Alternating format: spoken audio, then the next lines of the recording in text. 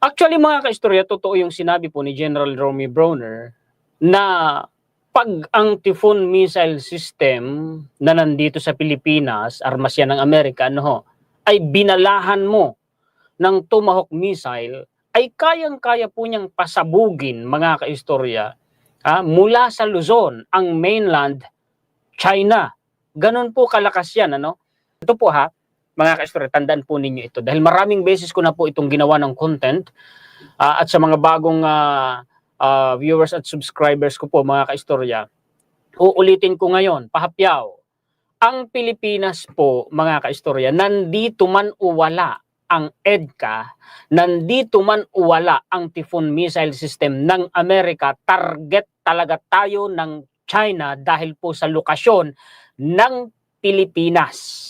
Kinumpirma nga po yan mga kaistorya ni General Romeo Browner at sinabi na rin po yan ni PBBM noong presidential election na tayo po nasa sentro talaga ng mundo. Ganyan po kaimportante ang Pilipinas, kaya po tayo ay pinag-iinteresan ng mga superpower countries. Pangunahin na po ang China at saka po ang Amerika. Malas nga lang ng China dahil po nakaunang makaposisyon si Amerika dito sa Pilipinas dahil nga po sa pagiging allied country po natin ng Amerika.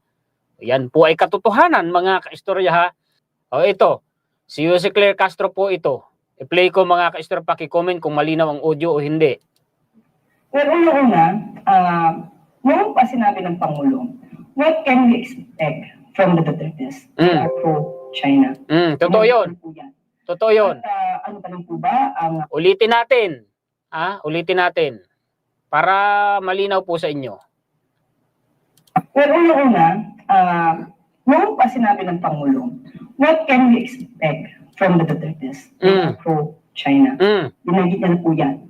At ano pa lang po ba ang masasabi natin sa mga statement ng congressman? Lalo-lalo at sinabi rin si Congressman Pulong Duterte po yung binaba na itong mga naratibo na to ay pro-China. Totoo yun. So, sila po ba ng mga anak ng dating Pangulong Duterte ay lilihis pa po ba sa sinabi ng dating Pangulo? Meron po tayo dito, kung matatandaan niyo po, sinabi niya, Duterte says he is inutil, cannot do anything against China's aggression. Ayan yan. Tandaan ninyo yan Palakihin ko muna saglit Yang pinakita na yan ni Jose Claire Castro.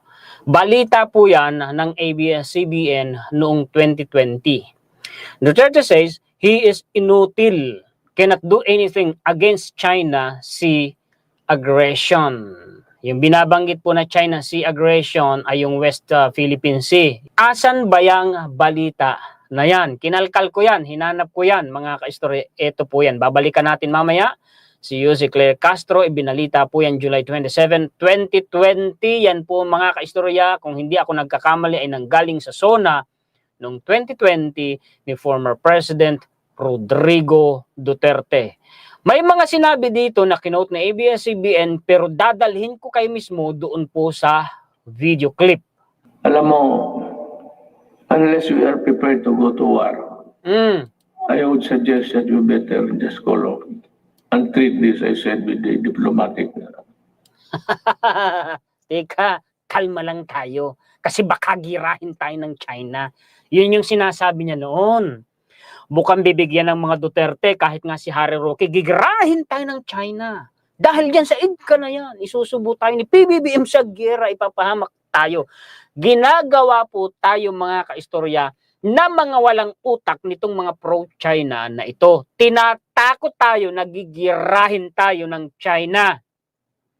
Natatandaan ko yung sinabi ni Commodore J. Tariela nung na-interview ko.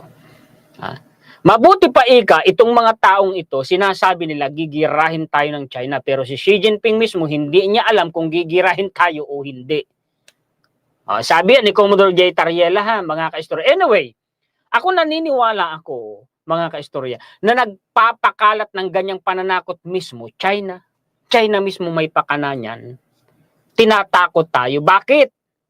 Taktika yan ng China, mga kaistorya. Pilosopiya po yan ng isang sinaunang general ng kasaysayan ng China, na yung tinatawag na art of war or art of deception. Na ano yun? Yung kumbaga ito sa madaling sabi na lang, kung anong hindi nila gagawin, yun yung bukang bibig nila. At kung ano yung gagawin nila, yun yung hindi nila sinasabi. Taktika yun, mga kaistorya.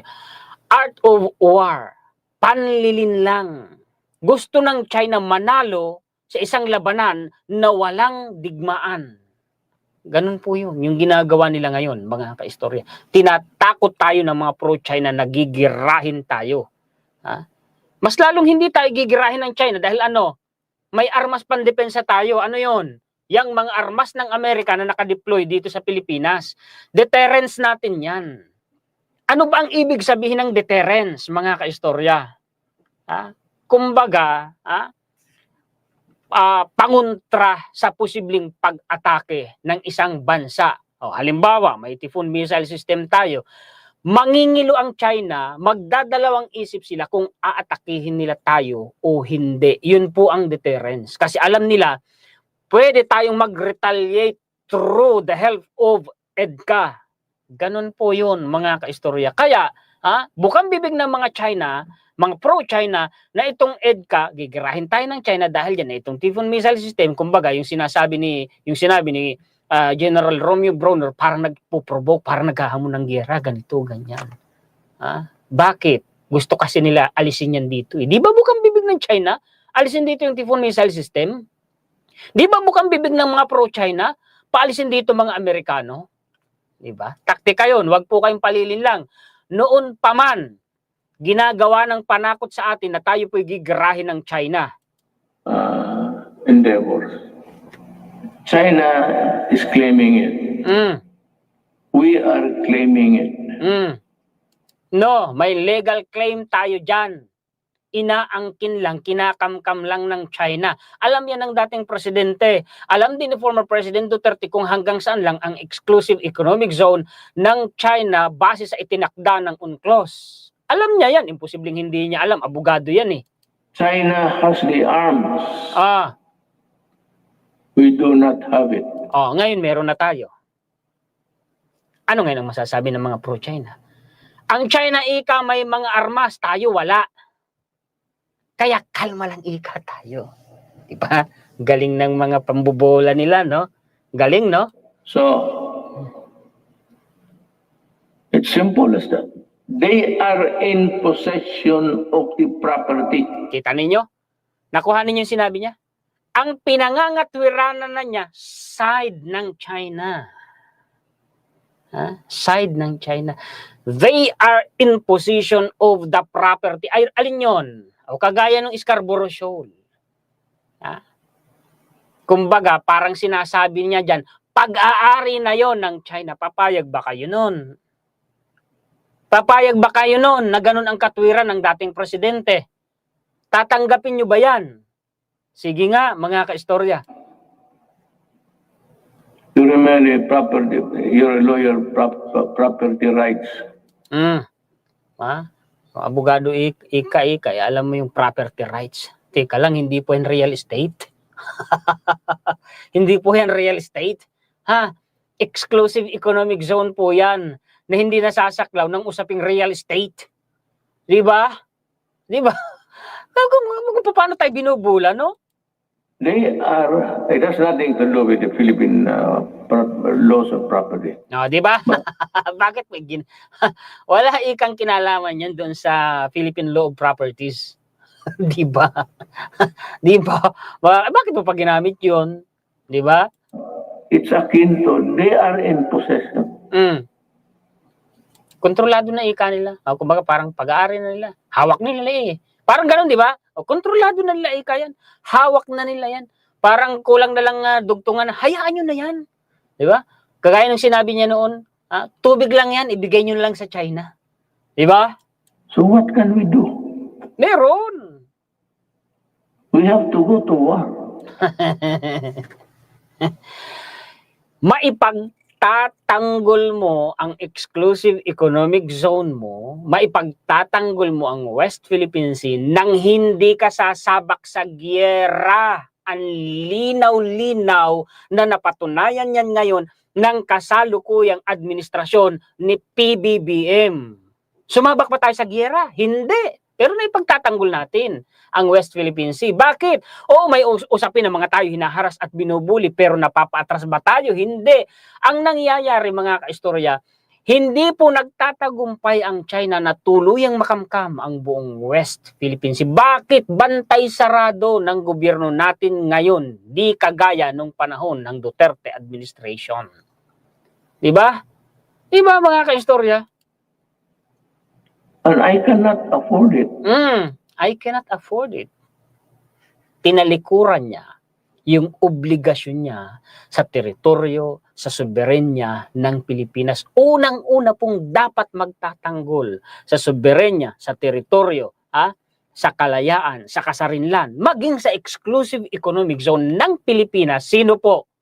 Nasa Constitution po yan, 1987 Constitution, nakasaad doon. Tungkulin, obligasyon ng Estado na ipagtanggol, bantayan ang kasarinlan, kalayaan, teritoryo, soberenya, maging exclusive economic zone ng Pilipinas. Pag binabanggit na Estado, tumutukoy unang-una sa gobyerno. Pag tinutukoy na ang gobyerno, unang-unang ulo ng gobyerno, presidente ng Pilipinas, tinalikuran niya ang obligasyon niya noon. Bakit nasama ang exclusive economic zone? Nandun po kasi, mga kaistorya, yung exclusive rights ng mga Pilipino, na kinakailangan exclusively tayo dapat ang nakikinabang sa exclusive economic zone ng Pilipinas. Anong ginawa ng dating administrasyon? Pinayagan nga niya, inamin niya, pinayagan niya ang mga Chino na mangisda dyan. Diba? Inamin niya yun noon.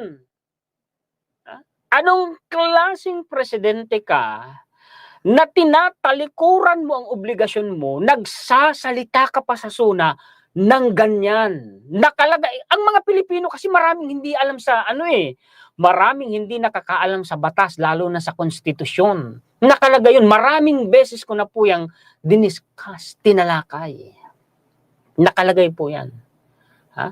Sa exclusive, sa konstitusyon ng Pilipinas. National Economy and Patrimony. Article 12 of 1987 Constitution ng title National Economy and Patrimony. Nandun yan. I-research nyo, kahit sa Google lang, mababasa nyo po yan. Mga kaistorya, kung hindi ako nagkakamali, nasa section 2 po yun. Oo, mga kaistorya. Tinalikuran niya yun. Maybe some other president can, but I cannot. Inutil ako dyan. Diba? Ano? Inutil daw siya dyan Wala na, inamin niya. Wala na, tinalikuran nga niya yung obligasyon niya noon. Wala na, kumbaga mga kaistorya, wala na. Kumbaga umurong na tayo sa West Philippine Sea. Parang pinaubaya na sa China. Diba? Kasi gigirahin daw po tayo. Kasi may armas daw po ang China at tayo wala. Yun yung katwiran Inutil ako dyan. I'm willing to admit it. Talagang inutil ako dyan. 2 beses niya sinabi, inutil ako dyan. I am willing to admit it. Talagang inutil ako dyan. Inamin niya na, sa West Philippines yan. Inamin niya, inutil siya dyan. So, totoo, confirm. Totoo yung pinakita po na photo ni Jose Claire Castro na inamin niyang inutil siya dyan sa West Philippine Sea. Tapos ngayon, sinapulong, may ganang magsalita. Diba? Walang magawa. Wala daw magawa. I cannot.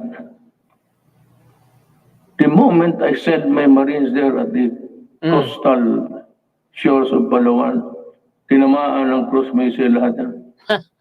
Hindi pa nga Diba? set sail yan Sabog na. Nako. Inutil, inamin niya. Inutil siya sa West Philippine Sea. Tapos ngayon boboto pa kayo ng pro-China? Aminado na nga eh. Naku, mga kapwa ko mga Pilipino, naku, mga DDS, gumising naman kayo. Gumising kayo. Naku, damay-damay tayo dito eh. Pare-pareho tayong mapapahamak eh, sa isang pro-China eh, na politiko. Hindi nga isa ilan yan. Huwag kayong masyadong panatiko sa politiko. Ang tingnan ninyo dapat eh, yung sarili ninyo at mga mahal ninyo sa buhay. Papayag ba kayo? Alam nyo, ito lang ha. Yung dating presidente pro-China, given yan. Alam na alam nating lahat yan. Baw ng baw nga eh. Kautaw ng kautaw nga daw po sa China eh. sabi ni Senator Risa Hontiveros. No. Ito, halos ibigay ng dating presidente ang gusto ng China. Halos lahat na. Tanong, tumigil ba ang China sa pangkakamkam? Tumigil ba ang China sa pangwawalang hiya?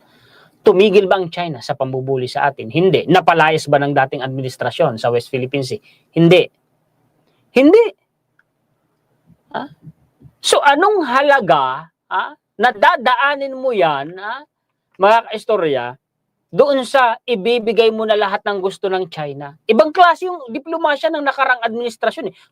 Kumbaga mga kaistorya kalma lang daw tayo, daanin daw natin sa diplomasya, kasi nga, baka girahin tayo ng China, may armas sila, tayo wala. Ibang klase naman yung diplomasya nila. Lahat na halos ng gusto ng China, ibinibigay na eh.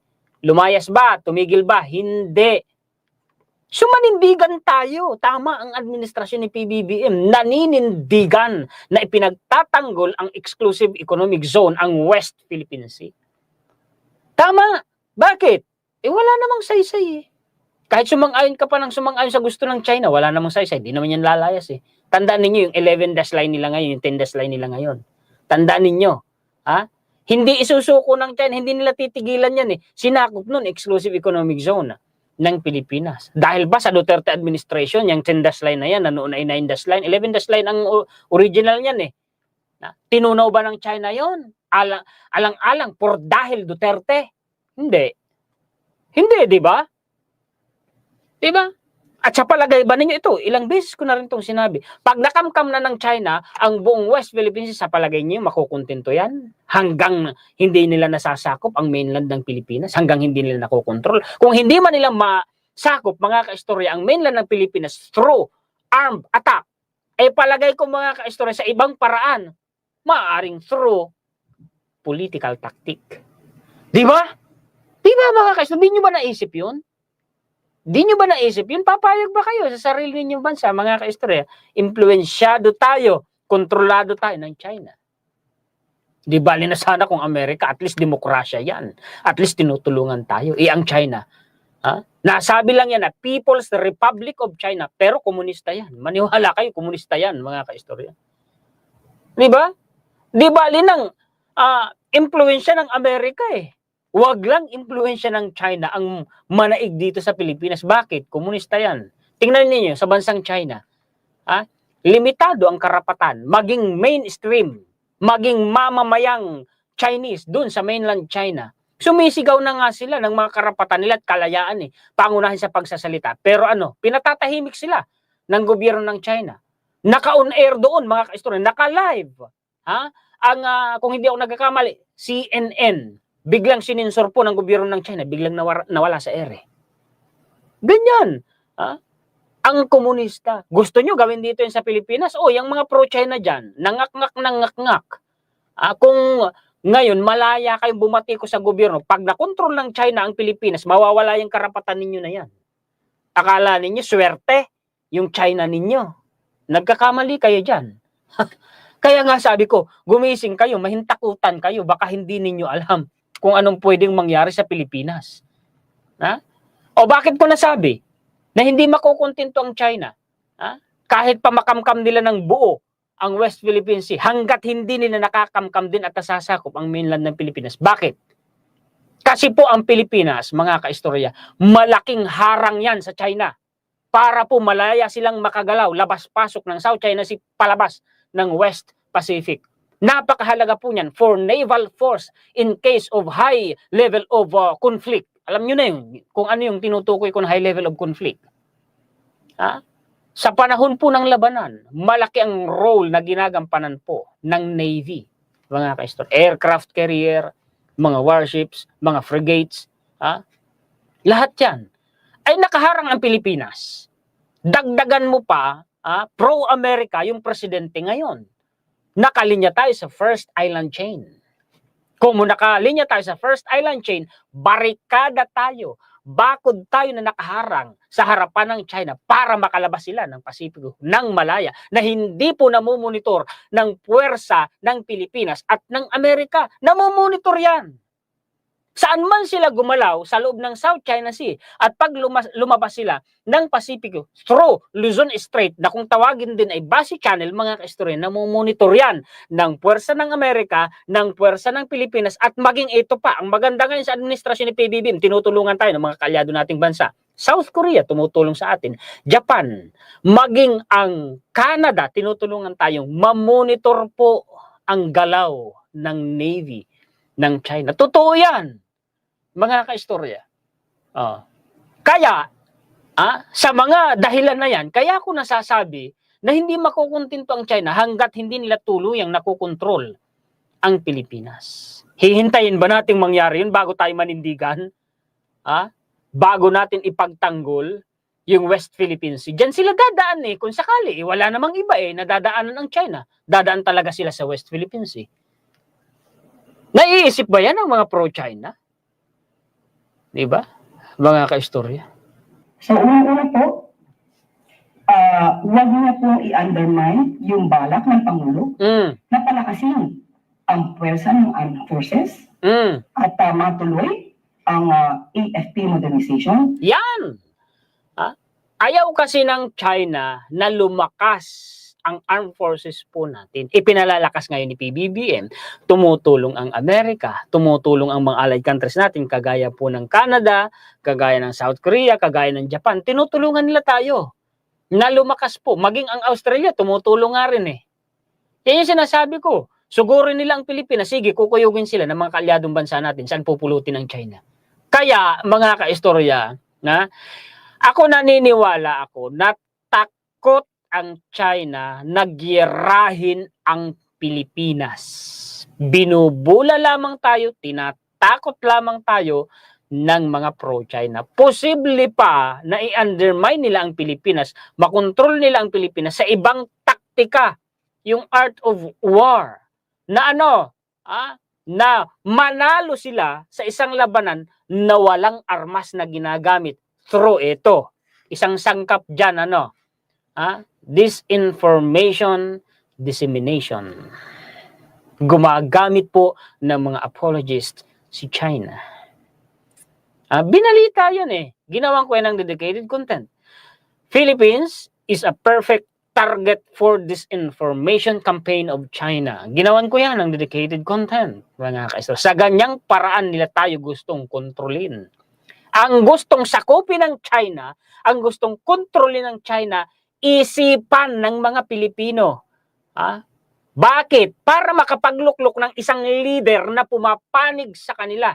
Yung leader na yun dapat suportado ng mga na-brainwash na Pilipino ng China. Sa ganong paraan. Yun ang akin pong pagkaka-analysis sa ginagawa ng China, mga kaistorya. Di ba? Di ba? Ayaw ng China na lumakas ang armed forces natin. Ayaw din ng mga pro-China na lumakas tayo. Pero si Amerika at mga kaalyadong bansa natin, tinutulungan tayong lumakas. Kanino kayo papanig? Doon sa bansa na gusto tayong daigin, na gustong manatili tayong mahina, o doon sa mga bansa na tinutulungan tayong lumakas, magkaroon tayo ng kakayang ipagtanggol ang sarili natin. Saan kayo papanig? Di ba, mga kaistorya? Lahat ng ito ay hindi pang sarili, hindi para sa anumang bansa, kundi para sa sarili nating bansa. Kailangan natin lumakas. Tama. Ang pwersa natin hindi para makapaggera, katulad ng sinasabi nila, na pinapanakot nila sa ating mga kababayan. Di ba? Tinatakot nila tayo. Kagaya ng lagi kong sinasabi, tinatakot nila tayo. Maraming beses ko na sinabi sa mga napakarami ko ng content. And now, through Yusicle Castro, mga kaistorya. Diba? Sinabi na rin niya, sa wakas, ginagawang panakot, tayo'y diba? Gigirahin. Diba? Diba? Naniwala kayo sa akin. Yung mga sinasabi ko, alam niyo naman mga kaistorya, laging may basehan. Na itong ginagawa ay parang naghahakayat o naghihikayat ng gera. Hindi po yun ang nais ng Pangulo. Kailangan lang pong lumakas din ang ating pwersa at hindi tayo magaya sa nakarang administrasyon na inutil na tuturing pagdating sa China aggression. Sana marinig din natin sa kanila. Pagka mayroong nabidisgrasya o nasasangkot sa pagwawater color ng bansang China, sana ay maingay din sila. Marinig din natin kung ano ang kanilang mga saloobin sa mga nangyayari sa ating mga mangingisda at sa mga nararamdaman at sinasapit ng ating mga miyembro sa Philippine Coast Guard. Tandaan niyo ito, mga kaistorya. Yung sinasabi ng mga Duterte, hindi yan ang boses ng taong bayan. Hindi yan ang hinaing at damdamin ng taong bayan. Huwag kayong maniwala sa kanila. Ang boses, damdamin at hinaing ng taong bayan, mga kaistorya, yung damdaming nasasaktan pag nalalaman nating winawalang hiya tayo ng China sa West Philippine Sea. Yan ang hinaing, yan ang damdamin ng mga Pilipino. Hindi po damdamin at hinaing ng mga Pilipino yung bukang bibig ng mga Duterte dahil alam natin pro-China yung mga yan. Itanggi man nila. Pero totoong pro-China sila. Bukas na aklat yan sa ilalim ng sikat ng araw sa katanghaliang tapat. Hindi nila maididina yan. Dahil totoo yan eh. Di ba, mga kaistorya?